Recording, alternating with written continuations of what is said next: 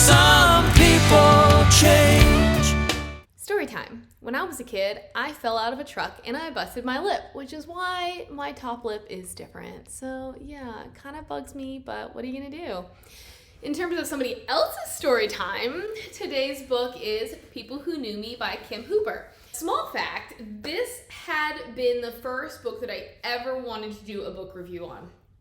Years and years and years ago, I went to a writer's conference in San Francisco and somehow I heard about her. It was a 9/11 related fiction, which again, side note here, not actually 9/11. So it doesn't really belong in this month, but I read it. It was on the calendar for this month, so it will stay in this month. But it does have a 9/11 connection. So I actually reached out to her and I was like, I want to start a book review.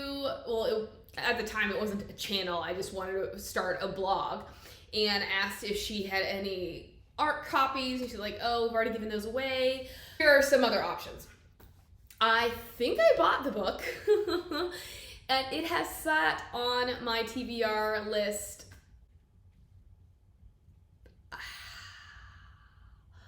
almost 10 years now. So pat on the back for me for finally getting around to it. I said it's not actually 9/11 related. The whole deal is this woman named Emily uses 9/11 as an excuse to leave her old life behind and start a new one. I was thinking it was just gonna be a completely different book. I liked the book, let me put it that way. Thought the beginning was a little bit slow, a little bit boring, although that could still have to do with my assumptions as to what the book was gonna be about. But I found myself really drawn in. It's different for me because it's not YA. It kind of leans towards literary fiction, which if you know me, you know I cannot stand literary fiction. But I did enjoy People Who Knew Me. I especially enjoyed the way that Hooper would put in that phrase, people who knew me, ... I thought it was really clever, the different ways that she would use that concept. Emily has one life. 9/11 happens and she realizes she can use that as an excuse to die, to like kill off her old life to start a new life.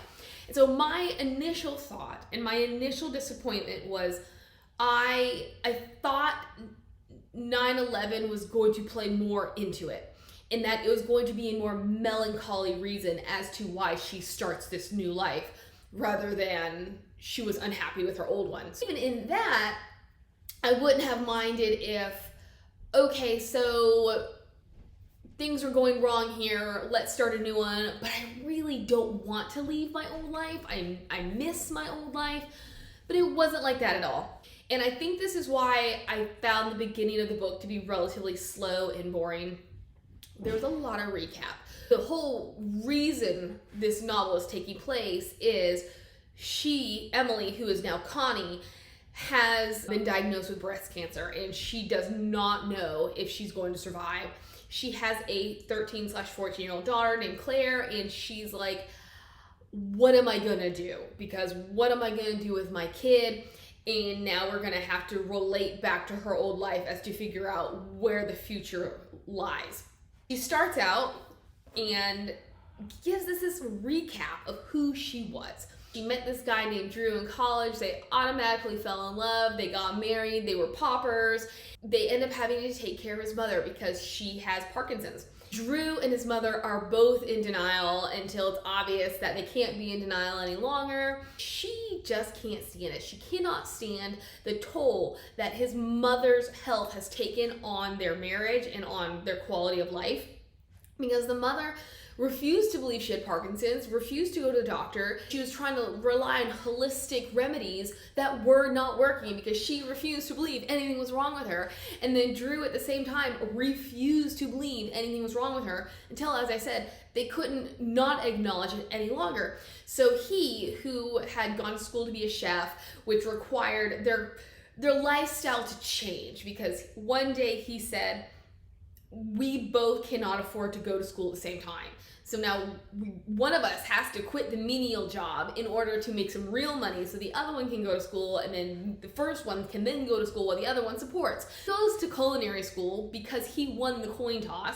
coming out of culinary school, he and a classmate decide to open up a taco shop. It fails miserably, so now they're in the hole because they used all their savings. In an effort to cheer him up, Emily's like, I've got some money stashed away. Let's go on the honeymoon we never had. And at that point is when his mother's condition truly comes to light. So he's like, okay, well, I'm the only one who can take care of her because we can't afford a caregiver. And Emily's like, why don't you just get a job? That's neither here nor there. So then they end up basically living apart because he's always at his mother's house. And then Emily gets a job at an ad agency. She kind of rises in the ranks. And then one day the ad agency says, you're fired. So she has to get another job, meets with a headhunter, and the headhunter gives her this list so that she can do some practice interviews. She realizes that an old college classmate is on this list. It was actually the person she was supposed to go on a date with, but then she met Drew, so she blew him off to hang out with Drew. Happily, not ever after. I'm just gonna give him a call, and this guy's name is Gabe. Gets her a job within his firm, which is situated in the World Trade Center. So here we go. This is where things are gonna start happening. Obviously, they begin to have an affair because she's incredibly unhappy in her marriage. I am not sure really what her feelings towards him are because she acknowledges in the beginning that if things had been fine in her marriage, she would not have lusted after him, and what it really was lust. But then he seems to be falling in love with her, and then the way that he's kind of pressuring her to make a decision, because she lies to him and she says that she and Drew have a trial separation. So he's pressuring her to make a decision. Stay with the husband, stay with him. They're doing what they're doing, and essentially she's living with him because Drew is at his mother's all the time. And I gotta say, this Parkinson's depiction is amazing. Like, it sickened me, it revolted me. I was totally team Emily in all of this. But at the same time, I did find myself wondering, where was Drew's head at? What did the mother-in-law feel like? So it was nice for me to be like, oh my gosh, Emily, you are completely right in your feelings. And then I would be like, but wait a minute, what's the other side of the story? But I thought that was really nice, both also medically as well as story-wise. Emily, every time she goes to tell Drew that she wants a divorce, something happens. And then she learns that she's pregnant. And she is convinced it is Gabe's, and she doesn't know what to do because it will be very obvious that this is not Drew's child. 9/11 happens, Abe dies.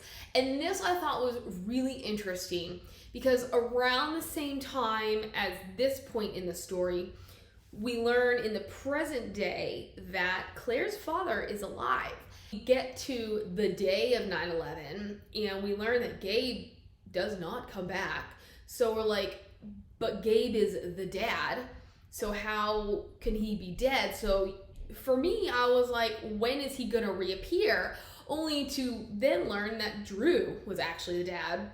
Gabe dies, and it's assumed that she is also in the towers, when in actuality, she was taking the day off. And this is the point where she's like, I can't go back to my life. I don't want to go back to Drew. I don't want to go back to that life that I've been living. And I really just don't want to live without Gabe. So she heads off to California, starts a new life under the name of Connie. This kind of bothers me because it's not like she had the best job in the world. It's not like her career path was leading towards greatness, but she did have a steady job. And then she becomes Connie and she becomes a bartender. She has trouble paying her bills, and she was capable of more than that. So I was a little disappointed that that's how she ended up. She didn't use any of her past skill set in her new life to make a better life for herself and her child. Here we are now in present day. She's learned she has cancer and she's got to figure out what to do. She does meet this guy named Paul who also has cancer. His, however, has a higher chance of survival, whereas hers, it is, what was it? It was like, it's like tissue. I don't remember what it's called, but in any case, it had a very high mortality rate. And so she's going through all her chemo and she's meeting this guy and she's just like, I really wish he would stop putting his nose in my business. I don't want to share that much with him. But she does start forming a friendship with him, as well as the woman who administers all the poison, for the chemo. She has this fight with Claire, who I don't know if I like Claire. She's very mature and intelligent for her age. I don't know. I thought she lacked a little bit of personality just because she was sort of the adult in their relationship. In any case, Claire gets mad at Emily for something, and they have this troubled period of their relationship, which again, I was kind of like, who's the parent in this relationship? I got really tired of Claire doing what she wanted and suffering no repercussions. But this is the point where Emily, and I thought this was probably the best part of the book, she reaches out to Drew. Imagine 14 years people thought you were dead. And because you are facing your mortality, the one person who kind of needs to know about your child has to know about your child. She reaches out to Drew via Facebook, and needless to say, he is not happy. I have to say, so in the present day, because he really was a total bum. He wasn't someone that I particularly cared for, because at first I was like, oh, he's real cool, he's charismatic, and I can see the appeal of him, but he had no drive, and for me that's unappealing. He had a failed restaurant, not necessarily because of him, but because of his partner. But then he just does nothing, and then, okay, I get it, you need to take care of your mother, but you completely disregard your wife. You put your mother first, her needs first, when Emily is consistently saying, what about me? What about us? And he is only focused on his mother. He has no inclination to get a job until almost the very end, at which point Emily's already invested in somebody else, wants to get a divorce, and to the point that when she has the chance to get out, she does. And so when we get to this present day, apparently he has a multi-million-dollar loft. He has this incredibly successful restaurant, and I'm just like, I kind of wanted more as to how he went from point A to point B. He's now remarried, he has kids, he has his life together, and I would have liked to have seen some of that earlier. What caused the change? Because it was such a drastic change. It's not addressed. He's like, okay, I'm mad at you, and that's where that tangent went. Is I wanted them to have a little bit more of a recap of like, this is what's going on, because he's mad at Emily, rightfully so, but she had a reason to leave. He was not a good husband. He was not invested in her or their marriage, and there was a lot of pressure put on her, and this is something, it gives me hives. All of the debt they were in, I have no idea, because not only were they paying their rent and utilities and paying off his massive amount of credit card debt because he refused to pay it off because they had no money, but he kept using it. But then when the mother got sick, and this is all on Emily's $30,000 a year salary, paying the mother's medical bills, the mother's mortgage, the mother's food, things like, and I'm like, how in the world are they affording this? Because I know $30K is different in the late 90s than it is now, but there's no way they could have afforded all of that. And so I was just like, she had a reason to leave, and I wish that we kind of talked that out just for resolution for myself, because I'm like, why is he the only one who gets to be mad? Why does Emily then have to feel guilty for what she did? I mean, yes, she should have, but she had her reasonings, and for me, they were good reasonings. She should have done it differently, but she had a good case. So he starts forming a relationship with Claire, and Paul and Emily seem to be starting something, only for Emily to learn that the chemo didn't work, the mastectomy didn't work, and she's going to die. She does die, and then we get this, I don't know if it's actually an epilogue, I was listening to it, which it was actually a really good audiobook. We get, I don't know, the last chapter or two, or epilogue of Claire's point of view, kind of recapping what's been happening since her mother died.